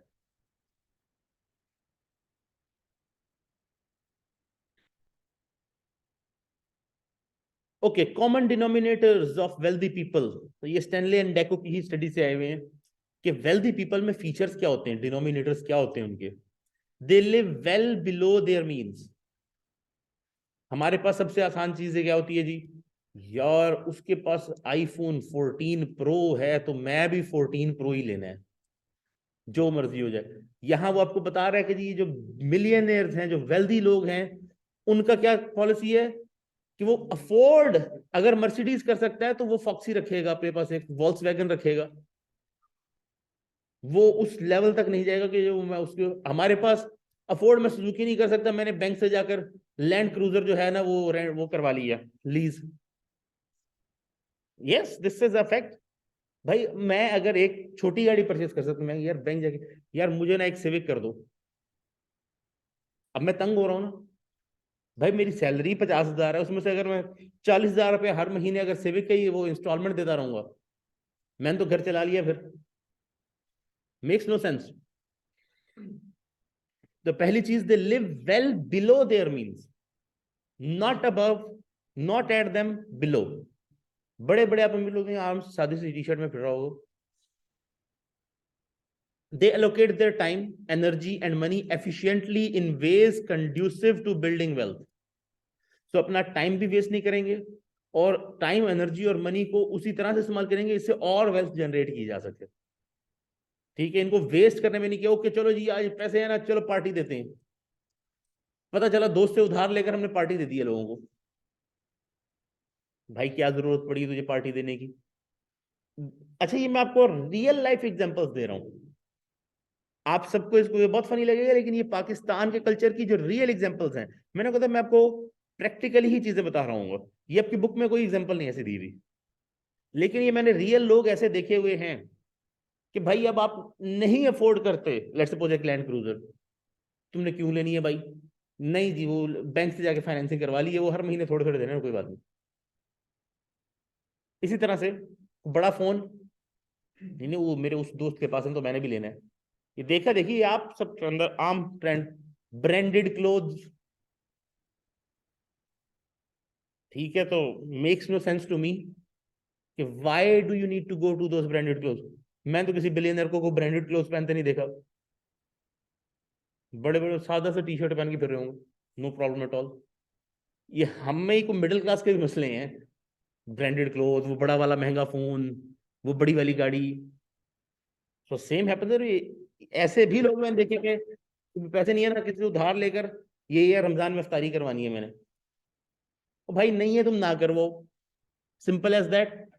अच्छा थोड़े लोगों को करवा लो जितनों को आप अफोर्ड कर सकते हैं, वो किसी से पहले पैसे उधार लेंगे, फिर इतने लोगों को खाना खिलाना है जी मैंने। इस्लामिक बिलीफ क्यों? अच्छा इस्लामिक बिलीफ जो है उसमें तो फिर उसको गरीबों को खिलाना चाहिए, वो सारे अमीरों को इकट्ठा करके खिलाते हैं आप। कोरोना ने आप लोगों को इस मामले में सीधा किया बड़ा, सबक किसी ने नहीं सीखा, नो डाउट अबाउट इट। लेकिन सीजन था रमजान का, बुफेज का, सारे रेस्टोरेंट बंद पड़े थे, सारे बड़े हो हमारा सीजन मारा गया, अकल किसी को नहीं आई, ना करवाने वालों को। ये सारे रेस्टोरेंट्स के ऊपर इतने महंगे महंगे हम बुफे खिलाते हैं, खिलाने किसको लेके जा रहे हैं? जिसके अपने घर के ऊपर पतीलों के मुंह फट रहे हैं, भरा पड़ा है घर, फ्रीजर भरा पड़ा है, उसको ले जाते हैं हम खिलाने के लिए। जिस बेचारे को जरूरत है, जिसको आपको रिलीजियस फिलोसफी का इसको खिलाओ, उसको नहीं खिला रहे। मैंने तो नहीं देखा किसी को कि वो गरीब बंदे को साथ ले जाता हो, यार आ जाओ तुम बुफे कराता हूँ आज। आप लेके जाए एंट्रेंस वो करने देंगे?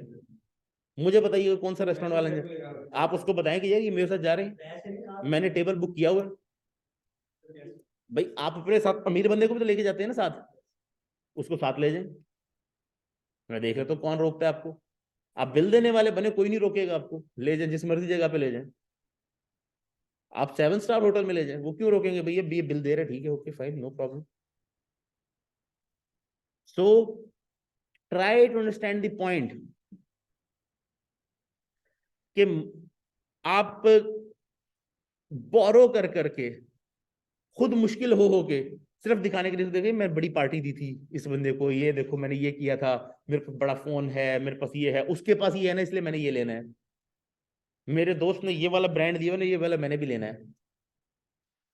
वैसे हमने होली प्रॉफिट मोहम्मद सल्लल्लाहु अलैहि वसल्लम की सुन्नत बहुत फॉलो करनी होती है। मुझे तो कोई ऐसी एग्जांपल नहीं मिलती कि ब्रांड पहनने की कोशिश की हो, नहीं नहीं जी, वो वहां से इस मुल्क का कपड़ा चाहे वहां से मंगवा के दिया जाए मेरे लिए। You were the king at the end of conquest of Mecca, पूरी अरेबियन एम्पायर के sole king, the only prophet. हजरत उमर का ये एक इंसिडेंट है कि आप सल्लल्लाहु अलैहि वसल्लम के पास आए, मोहम्मद सल्लल्लाहु अलैहि वसल्लम के पास, और आप ऊपर छत पे कहीं कोई चटाई वगैरह के ऊपर लेटे हुए थे, तो वो जब उठे हैं तो आपने वो कोई ऊपर से कोई चादर वगैरह अवेलेबल नहीं थी, तो वो बॉडी पे ना निशान वो चटाई के बने हुए थे। तो देखा कि आप कैसर और किसरा को देखें, वो दुनिया के मजे लूट रहे हैं, और आप अल्लाह के नबी हो के यहाँ पर ऐसे चटाई के ऊपर लेटे हुए हैं। तो आप सल्लल्लाहु अलैहि वसल्लम का क्या लगता है, वो तुम पर अभी भी दुनिया की हकीकत नहीं खुली? क्या तुम नहीं चाहते कि वो दुनिया के मजे लूटे और हम आखिरत की सादतें लूट लें? I haven't seen the profit. अपने वार्डरोब को सिर्फ ओपन करके कंपेयर करके देख लें। जहां तक मुझे पता है कि प्रॉफिट के पास कुछ 2-3 चादरों, 4 के अलावा कुछ और तो कुछ नहीं था एसेट्स के अंदर। अपना वार्डरोब खोल के देखो तो बंदे को शर्म आती है, अरे ये इतना, अंदर से कपड़े गिर रहे होंगे, उस बेचारे को जबरदस्ती बंद करना पड़े, बंद हो जा भाई। पहन आप सिर्फ एक छू सकते हैं एट अ टाइम, अंदर कम से कम 20 पेयर्स पड़े हैं। रिडिकुलस। वाई? क्योंकि मैं उधार लेता हूँ क्रेडिट कार्ड की, उधार लेकर जाके ले आता हूँ, आपको उस चीज की जरूरत भी नहीं है। ये चीज आपको रियलाइज होती थी मिनीसो जाके, आप गए ना, वो अजीब अजीब सी चीजें अचानक सी मेरी वाइफ ने और बच्चों ने इकट्ठे कर करके ले लेनी है। जब एंड पे वो बिल बनवा रहा हूँ, ये इतना 15-20 हजार का जो बिल बना है, इसका करना क्या तुमने, ये जो कबाड़ा इकट्ठा किया सारा, ये वो क्यूट है, उसके लिए लेने का रीजन क्यूट। तो इस तरह की एक्स्ट्रा ऑर्डिनरी स्पेंडिंग, बिला वजह की स्पेंडिंग या वेस्टफुल स्पेंडिंग को इस्लाम भी कहता है कि करने की जरूरत नहीं है, उसकी जगह चैरिटी करें। और हमारे पास ही, ओ यार आई अर्न ना, तो मैं तो स्पेंड कर सकता हूँ ना, इतना मैं ब्रांडेड भी ले सकता हूँ। तो होली प्रॉफिट मोहम्मद सल्लल्लाहु अलैहि वसल्लम क्या नहीं ले सकते थे? मक्के की सबसे अमीर ताजिर हजरत खदीजा के हस्बैंड थे, लेकिन आखिर तक towards his end of his life हजरत आयशा बताती हैं कि जी ऐसे भी हमारे पास टाइम रुका है होली प्रॉफिट मोहम्मद सल्लल्लाहु अलैहि वसल्लम की लाइफ के अंदर, कि कभी 1 महीना, कभी 2 महीने, कभी 3 महीने तक सुबह शाम, क्योंकि 2 टाइम का ही खाना होता था उनके पास, खजूर और पानी के अलावा कोई चीज होती नहीं थी खाने के लिए। और खजूरें कोई एक टोकरा नहीं, 2 खजूरें मुश्किल से, और पानी, टोटल, सुबह और शाम में। तो प्रॉफिट की लाइफ इतनी सिंपल है। और वेल्थ का आप अंदाजा कर नहीं सकते कि 100 ऊंट फतेह मक्का के बाद एक कोई कॉन्क्वेस्ट हुआ, उसके बाद उन्होंने उसको दे दिए थे, जो मक्का का उस टाइम पे चीफ था, I don't remember his name. तो नो प्रॉब्लम एट ऑल। आप सल्लल्लाहु अलैहि वसल्लम की सेइंग थी कि ये सामने जो ओहद पहाड़ है ना, ये अगर सोने का भी और सारा मेरे पास मिल जाए तो मैं शाम तक इसमें से कुछ नहीं रखूंगा, जरा सा रखूंगा, बाकी सारा अल्लाह की राह में दे दूंगा। तो वो जो जन्नत खरीदनी है, वो खरीदने के लिए इस तरह करना पड़ता है। कपड़े खरीद के जन्नत नहीं खरीद सकते, सॉरी अबाउट दैट। सो अमीर लोग क्या करते हैं, वेल्दी लोग, they allocate their time, energy and money efficiently in ways conducive to build wealth. लेकिन यहां ये भी बताते जाऊं, इस्लामिक वेल्थ मैनेजमेंट हम इसके अंदर क्योंकि फोकस कर रहे होंगे साथ साथ, तो इस्लामिक वेल्थ मैनेजमेंट के प्रिंसिपल्स के अंदर ओनली गेनिंग वेल्थ और making wealth should not be the ultimate aim या ऑब्जेक्टिव ऑफ ह्यूमन लाइफ। आपका अल्टीमेट एम क्या है? Success in this world and the here after, दुनिया और आखिरत की सक्सेस। बिकॉज अल्लाह सुब्हानहू व तआला कुरान में बताता है कि जी ये सक्सेस दुनिया की क्या है, ये दुनिया की चंद दिन की जिंदगी, इसके अंदर कोई बादशाह है, सबसे बड़ी सक्सेस भी क्या है? आखिरत की कामयाबी एक्चुअल सक्सेस है। तो for a Muslim, success in this world and the here after दोनों इंपॉर्टेंट है। सो आपका ऑब्जेक्टिव वर्ल्ड में और हेयर आफ्टर में सक्सेस होना चाहिए। आपका ऑब्जेक्टिव दुनिया में माल बनाना ही नहीं होना चाहिए। जैसे हमारे यहाँ कई लोगों का है कि जी बस कुछ भी हो जाए, अगर हमारे पास इतने पैसे भी पड़े हैं ना अब इकट्ठे हुए हुए, कि अब हम सारी जिंदगी, हमारी अगली 5-10 जनरेशन सारी जिंदगी सिर्फ बैठ के स्पेंड करें तो भी ना खत्म हो, तो फिर भी और चाहिए यार। अभी जैसे मैंने आपको एग्जांपल दी कि ये हदीस में आता है कि अल्लाह सुब्हानहू व तआला कहते हैं कि, आई थिंक ये होली प्रॉफेट सल्लल्लाहु अलैहि वसल्लम की हदीस है, आई थिंक कि उन्होंने कोट किया हुआ है कि इंसान को अगर एक सोने की वादी भी दे दी जाए तो वो कहेगा मेरे पास दूसरी सोने की वादी भी हो, इसका पेट सिर्फ कब्र की मिट्टी भर सकती है। सो वांट्स आर अनलिमिटेड, हम हर चीज चाहते हैं, रिसोर्सेज लिमिटेड है हमारे पास, हमें हर चीज मिल नहीं सकती, एटलीस्ट इन दिस वर्ल्ड। जन्नत का कॉन्सेप्ट एक और है, वो एक टोटल, लेकिन उसको अर्न भी करना पड़ता है। इट्स नॉट लाइक कि आपको प्लेटर पे जन्नत मिल जाएगी so you can do anything. तो अभी हमने जब सूरा सुनी थी स्टार्ट के अंदर, तो आपको वो उसका अल्टरनेट भी दिखा दिया गया है। They believe that financial independence, तो इस्लामिक प्रिंसिपल क्या है कि वेल्थ के लिए आप काम कर सकते हैं लेकिन हलाल सोर्सेज से ओनली, और उसका ऑब्जेक्टिव, वेल्थ एक्वायर करने का ऑब्जेक्टिव ये होना चाहिए कि आप दुनिया और आखिरत की सक्सेस के ऊपर फोकस करें, सिर्फ वेल्थ एक्यूमुलेट करने पे सारी जिंदगी फोकस ना करते रहें। They believe that financial independence is more important than displaying high social status. हमारे पास सबसे ज्यादा फोकस किस बात पे है? High social status. ये देखो ब्रांडेड शूज पहने हैं मैंने, हाँ आप एक चीज आ जाती है कंफर्ट, यार ये शू है, ये मेरे पाँव को कंफर्ट देता है, मेडिकेटेड है सम फॉर सम रीजन। लेकिन ये देखिए जी मेरे पास 20 पेयर स्केचर, अभी रिसेंटली हमारे पास एक प्लान, ये जो है प्लान 9 वो एंटरप्रेन्योरशिप वाला, उसके अंदर एक प्लान आया था, मैं उसको जज किया था, वो था स्नीकर बॉक्सेस का, कि जी हम स्नीकर बॉक्सेस की डिस्प्ले वॉल बनाकर देते हैं। यार सीरियसली कौन स्नीकर डिस्प्ले करता है भाई? सर हमने इतनी लाहौर में बनाई। मैंने कहा अच्छा यार फिर होगी भाई। वो नहीं सर, वो महंगे वो स्नीकर होते हैं ना, वो बड़े दिखाने के लिए, वो फिर दरवाजे से एंटर होते हैं, सामने स्नीकर की वॉल बना के देते हैं उन्हें, वो डब्बों में स्नीकर लगा कर देते हैं। ये कौन जूता डिस्प्ले करता है भाई? क्यों वो डर्टी जूता डिस्प्ले करना है जैसे आप जॉगिंग करके आए अभी? वो नहीं सर, वो बड़ा स्पेशली उसके लिए कि स्नीकर के लिए ये साफ करने का ब्रश, ये उसकी को पॉलिश, ये उसकी को शाइन, ये उसका को पता नहीं डब्बा, ये सारी हम फीचर उसकी हम वॉल बना कर देते हैं। मैंने ये किसी को बेची भी है? हाँ सर 2-4 कस्टमरों को लाहौर में हम बना के देके आए हैं। मैं बोले अच्छा बिकती है तो ठीक है यार तुम्हारा प्लान, फिर तो मुझे कोई इशू नहीं है अगर तुम बेच सकते हो तो, but it makes no sense to me. वो क्योंकि स्नीकर एक्सपेंसिव है, उसको डिस्प्ले करके, मेरे पास 20 पेयर ऑफ स्नीकर है, मेरे पास 30 ये महंगे वाले स्नीकर है वो डिस्प्ले करने हैं। That's a different thing. So high social status के लिए नहीं, फाइनेंशियल इंडिपेंडेंस उनके लिए ज्यादा इंपॉर्टेंट है कि यार कल को मुझे कोई जरूरत पड़े तो मैं किसी से मांगता ना फिर रहा हूं, मेरे पास पैसे हो तो मैं अगर अफोर्ड कर सकता हूं मैं क्यों लूं? वो पैसे किसी और जगह काम पे लगाऊंगा, मैं एक छोटी गाड़ी लेकर उसको इस्तेमाल करूंगा। There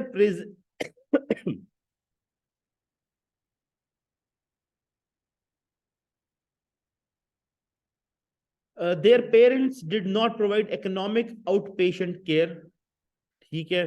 there adult children are economically self sufficient, एक तो वो अपने पेरेंट्स को, ये क्योंकि दोनों रिलेटेड है,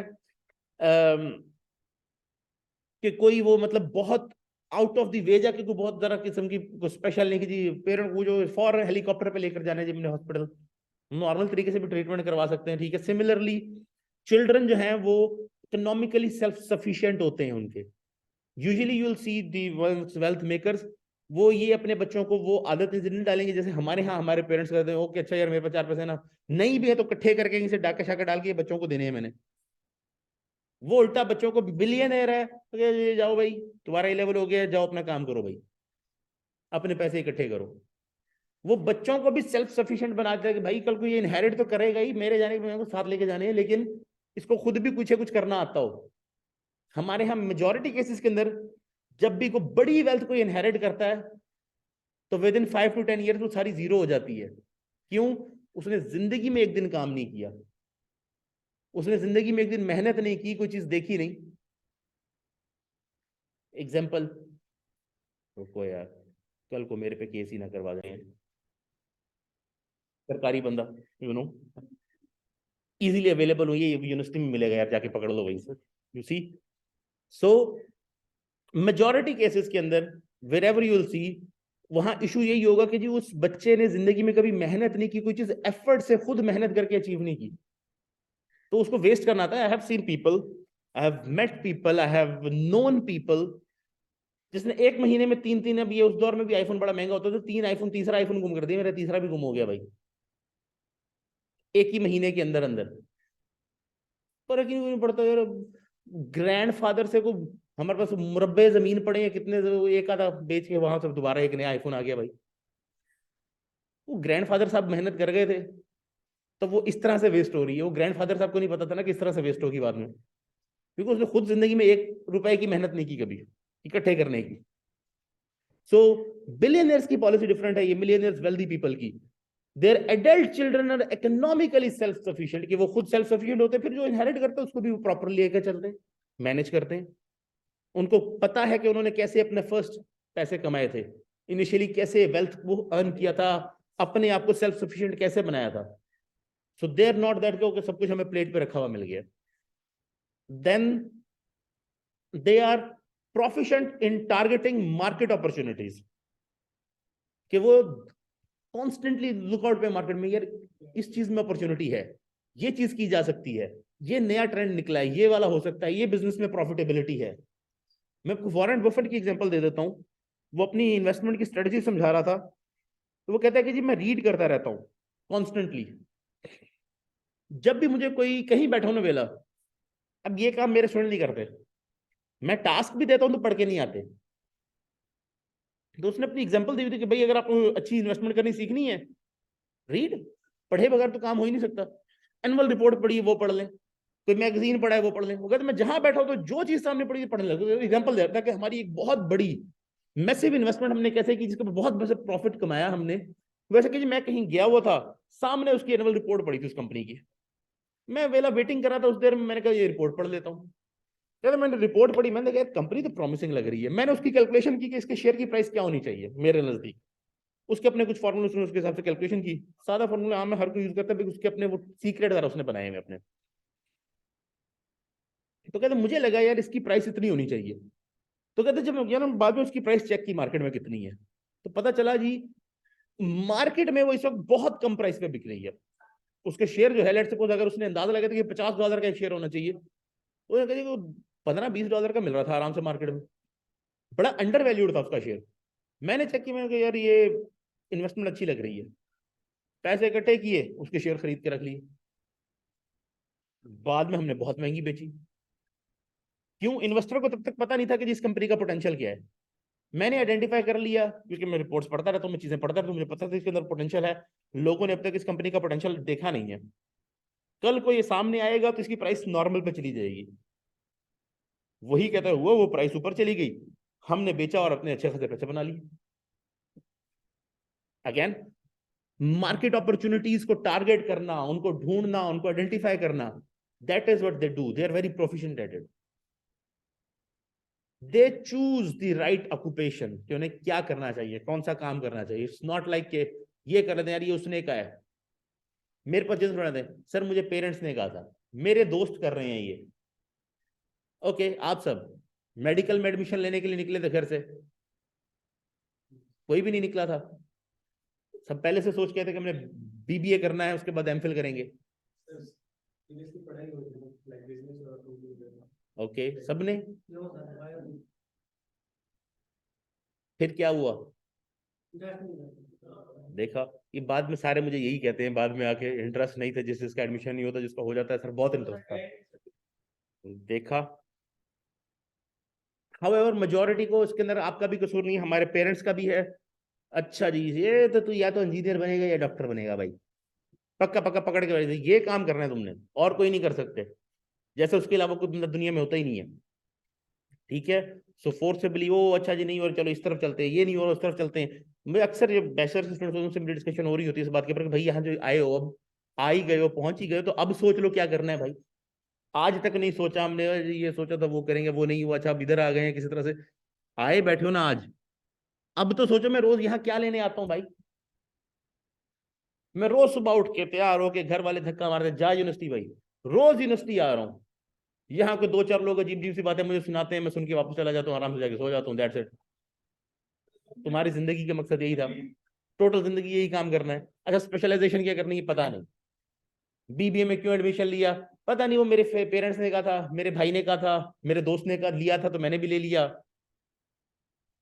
मतलब अपना कुछ नहीं सोचा कि मैं ये यहाँ 4 साल लगाने वाला हूँ, उसके बाद क्या करूंगा, क्यों ये काम करूं, इस बैचलर्स की डिग्री से मुझे क्या मिलेगा, मैंने आर्ट्स में क्यों नहीं कर लिया, मैंने साइंसेस में क्यों नहीं कर लिया, मैंने बीबीए ही क्यों चूज किया, कोई पता नहीं, वो मेरे दोस्त ने किया था ना। So they choose the right occupation की जी मुझे क्या चीज सूट करती है। मैं आपको एग्जांपल दे देता हूं इसके पर भी। स्टीव जॉब्स एप्पल कंप्यूटर्स के फाउंडिंग फादर्स में से एक, उसके पेरेंट्स के गराज में उसने और स्टीव मैकन ने, उसका नाम मुझे भूल गया, दोनों ने मिलकर ये एप्पल कंप्यूटर का पहला कंप्यूटर बनाया था। वो बनाया तो उसी ने था, दूसरे स्टीव ने, क्योंकि इसकी मार्केटिंग स्किल्स अच्छी थी, तो बेचने का काम ये करता था। तो वो बताता है कि जी मैं कॉलेज गया, मुझे कॉलेज वालों ने इतना पढ़ाने की कोशिश की, मेरा इंटरेस्ट ही नहीं था उसमें, मेरे पेरेंट्स ने इतना पैसा जाया किया मुझे पढ़ाने के लिए, मेरे मैं ड्रॉप हो गया उसमें। अब कहते ड्रॉप होने का मुझे फायदा क्या हुआ, मुझे कैलीग्राफी का शौक था, मैं जाके कैलीग्राफी की क्लास में बैठ जाता था, अब मुझे अपनी क्लास पढ़ने की जरूरत नहीं ना, मैं वहां से ड्रॉप हो गया। कॉलेज आता था, वो कैलीग्राफी का मुझे बड़ा शौक था, मैंने जाके कैलीग्राफी सीखी। तो ये पहली बार एप्पल कंप्यूटर्स के अंदर हमने कैलीग्राफी और ये जो फॉन्ट्स हैं और ये जो टाइप टेक्स्ट है ये लॉन्च किया। अगर हमने ना किया होता तो शायद माइक्रोसॉफ्ट भी कभी ना करता, तो आज भी आपकी स्क्रीन वही 1 2 3 4 वो नहीं होती, वो ब्लैक डॉस वाला फॉर्मेट जो होता है उसी फॉर्मेट में चल रही होती। ये हमने पहली बार ये लाके टेक्स्ट फॉन्ट्स ये सब इंट्रोड्यूस करवाया, एक सिस्टम बनाया इसके अंदर। तो उसे पता था कि मुझे ये चीज में इंटरेस्ट है, मुझे ये सिमिलरली जैसे राइट चॉइसेस ये मार्केट अपॉर्चुनिटीज की एग्जांपल है। अब वेरी ब्रिलियंट गाय और समबडी, उसे ये पता था ये चीज काम की है, ये की जा सकती है, ये खरीदनी जानी चाहिए, ये इंपॉर्टेंट है। फॉर एग्जाम्पल ये जो माउस है ये पहली बार एप्पल ने नहीं बनाया था, किसी और कंपनी ने बनाया था, ट्रैक पैड या mouse I think what ever it was. तो कहते हैं स्टीव जॉब्स गया हुआ था उस कंपनी में, उन्होंने लिखा जी हमने नई चीज बनाई है यार, ये बड़ी अच्छी चीज है, ये बड़े काम की चीज है। उसने कंपनी को मिलियंस ऑफ डॉलर देकर उसका पेटेंट का राइट ले लिया साथ में, कि हम ये यूज करेंगे, ये जो ट्रैक पैड या ये जो माउस का कर्सर हो रहा है उसके बाद से सारे सिस्टम्स के अंदर है, very useful feature. Touch screen तो आ जाइए, अदरवाइज अगर उसने वो माउस वाला पेटेंट से लेके पूरा ना सिस्टम डेवलप किया होता तो आप वो अभी तक वही कीबोर्ड से ही सारा कुछ चला रहे होते। Identified that. So right opportunities, right occupation, इसको आइडेंटिफाई करना वेल्दी पीपल की फीचर्स में काउंट होता है। They would do what they like, what they know कि यार ये मुझे करना चाहिए, मेरा पैशन है, मुझे ये एरिया पसंद है।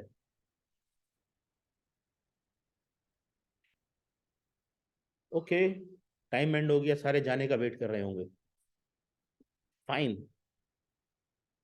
Will continue.